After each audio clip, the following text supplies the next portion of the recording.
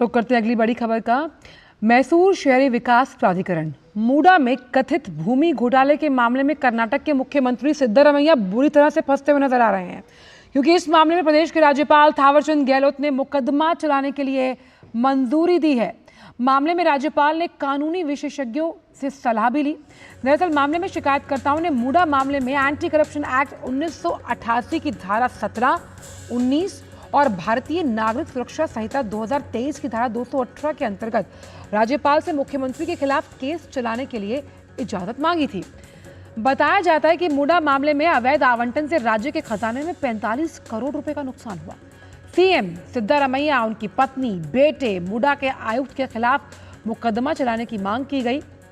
वहीं दूसरी ओर कांग्रेस की सिद्धरमैया सरकार राज्यपाल पर सरकार को अस्थिर करने का आरोप लगा रही है। और इसी बड़ी खबर पर बेंगलुरु से जुड़ रही हैं शुभा हमारे साथ। शुभा, जब मूडा का स्कैम सबके सामने आया था तब शायद सिद्धरमैया ये नहीं जानते थे कि उनके खिलाफ मुकदमा चलाया जाएगा। मुश्किलें बढ़ती हुई सिद्धरमैया के लिए। आचल ठीक वही देख सकते हैं हम सिद्धरामैया को, जब इन्होंने मूडा स्कैम में जो इन्वॉल्वमेंट हुआ था जिसके बारे में अभी सिद्धरामैया को पूछे तो इन्होंने भी कहा था कि मूडा स्कैम तो हुआ है पर लेकिन जो लोग बता रहे हैं उसके तरफ से हम इतना स्कैम तो नहीं हुआ है, कम से कम स्कैम तो हुआ है। लेकिन इनको अंदाजा भी नहीं था इसके अपोजिट में जो अर्जी भी होंगे और उसके खिलाफ तनिक भी स्टार्ट करेंगे।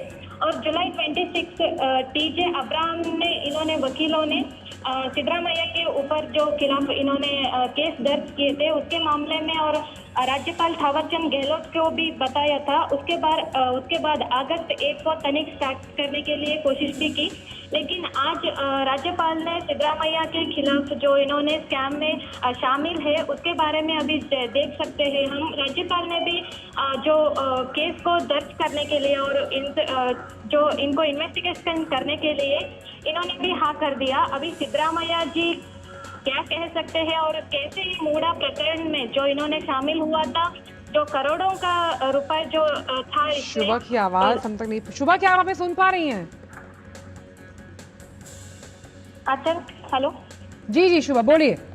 कर्नाटका के सिद्धरामैया जो इनको पता भी नहीं था इसके दूर दाखिल होंगे और कर्नाटका के राज्यपाल थावरचंद गहलोत जी ने भी कहा है जो इनको इन्वेस्टिगेशन करने में शामिल होंगे। अभी अगस्त 1 तारीख को इन्होंने इन्वेस्टिगेशन का स्टार्ट भी किया था। जुलाई 26 टी अब्राहम ने इनको इसके ऊपर जो केस का दर्ज भी किया था, जिसके चलते हम देख सकते हैं कर्नाटका के लोगों ने भी सिद्धरामैया से न्याय की मांग करते हुए बीजेपी और कर्नाटका के लोगों ने भी प्रतिभटन का आयोजन भी किया। मैसूर तक इन्होंने पादयात्रा का भी आयोजन किया, जिसके चलते हम देख सकते हैं कई दिनों से ये मामला जारी में है और कर्नाटका के लोग और कर्नाटका के बीजेपी अपोजिट लीडर्स और कर्नाटका के राज्यपाल भी ये कहना है कि सीएम सिद्धरामैया अभी मूडा में शामिल है तो लोगों के लिए जो लोगों का मांग है, जो स्कैम हुआ है, इसके तनिक अभी करना चाहिए। शुभा, इससे पहले जब कर्नाटक के राज्यपाल थावरचंद गहलोत ने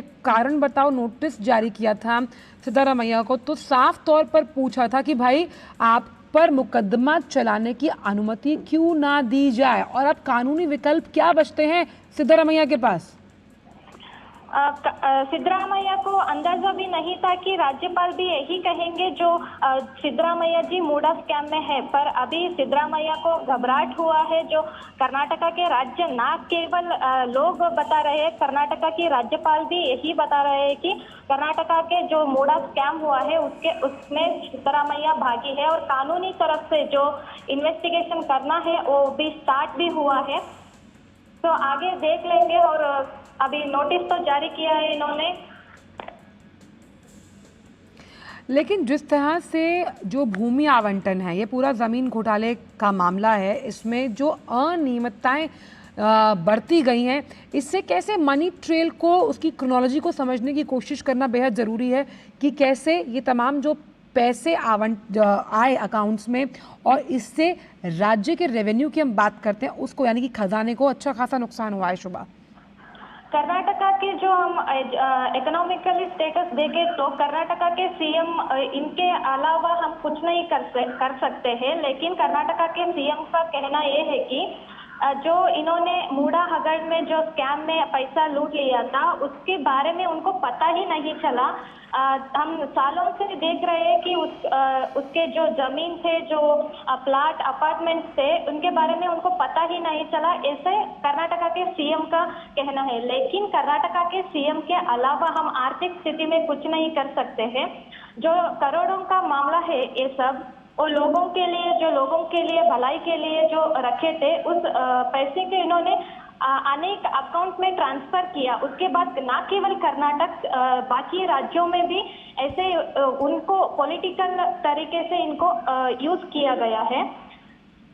और 2009 में ये योजना शुरू हुई, फिर 2020 में से वापस लिया गया, लेकिन लगातार सिद्धारमैया का ये कहना है कि भाई ये राजनीति से प्रेरित है, लेकिन कई साक्ष्य, कई सबूत उनके खिलाफ हैं। और ख़ास तौर पे याचिकाकर्ता है जो हैं, जो शिकायत करता है, जिन्होंने आरटीआई के तहत ये पूरा मामला दर्ज किया है, उनके पास पुख्ता सबूत हैं। जो मूडा स्कैम में हम देख सकते हैं, उनके पास तो डॉक्यूमेंट थे जो मूडा के अंदर मैसूर में थे। वो डॉक्यूमेंट्स सारा इन्होंने बेंगलुरु को ट्रांसफर किया। उसके बाद वो डॉक्यूमेंट का अभी तक पता नहीं चला कि वो सारे डॉक्यूमेंट्स कहाँ पर है। और जो सिद्धरामैया जी स्कैम किया है, जिसके मूडा में हम देख सकते हैं प्लाट के बारे में, उसका डॉक्यूमेंट भी नहीं है। और जिस तरीके से इन्होंने बैंक ट्रांसफर किया है अकाउंट, और जो करोड़ों का रुपया इन्होंने ट्रांसफर किया है, उसके बारे में भी हम कहीं ना कहीं जो साक्ष्यदार थे, सारे साक्ष्यदार को, एविडेंस को इन्होंने नाश किया।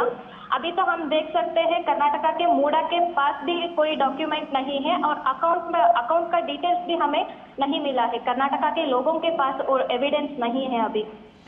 लेकिन शुभा, खास तौर पर इस पूरे मामले का कर्नाटक की राजनीति पर तो प्रभाव पड़ेगा ही, क्योंकि देखिए शहरी और विकास योजनाओं के कार्यान्वयन और निगरानी से जुड़े तमाम मुद्दों को ये स्कैम उजागर करता है। कर्नाटका में जब कांग्रेस आए थे, जिन्होंने 5 गारंटियों का आश्वासन दिया था, वो 5 गारंटियों को फुलफिल करने में जो कर्नाटका के सरकार ने, जो कांग्रेस सरकार ने जो इन्वेस्टमेंट किया है, वो सारे पैसे ना लोगों को मिला है, ना अभिवृद्धि के लिए मिला है, बल्कि इन्होंने अपने राजनीति के लिए, अपने स्वार्थ के लिए इन्होंने यूटिलाइज किया। जिसके चलते हम देख सकते हैं ना एजुकेशन में डेवलपमेंट हुआ है, ना एम्प्लॉयमेंट में डेवलपमेंट है, बल्कि इन्होंने दाम पे दाम बढ़ा दिया।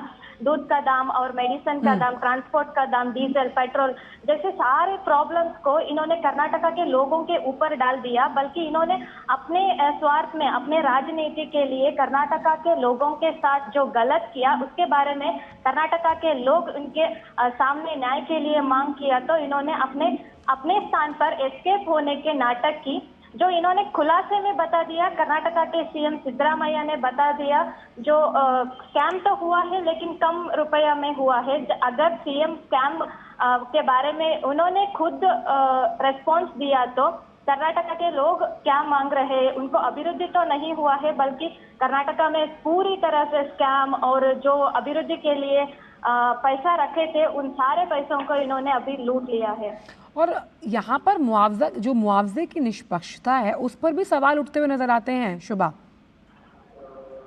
मुआवजे के निष्पक्ष जो कर्नाटका के सीएम अपने आडಳಿत में जो करना चाहते थे, लेकिन कर नहीं पाए, तो सारे के सारे कर्नाटका के जो राजनीतिक है और अभिवृद्धिक है, सारे के सारे सिस्टम को इन्होंने बदलने की कोशिश की। ना केवल अपराधी स्थान में हम देख सकते हैं कि कई केसेस अभी स्टॉक में है, और कई केसेस जो पॉलिटिशियंस के ऊपर है, उन लोगों के लिए जो मांग था, इन्होंने अभी तक पूरा नहीं किया है।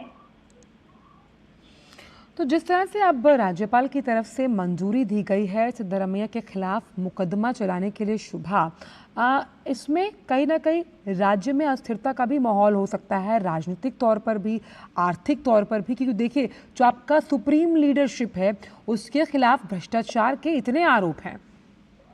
कर्नाटका के सीएम सिद्धरामैया को भी नहीं पता था कि राज्यपाल भी यही कहना है कि सिद्धरामैया को अभी इस्तीफा और उनके स्थान पर इन्होंने इस्तीफा देने के लिए मांग भी किया है। कर्नाटका के राज्यपाल थावरचंद गहलोत का जी ये कहना है कि सिद्धरामैया को अभी तनिक के लिए जाना पड़ता है।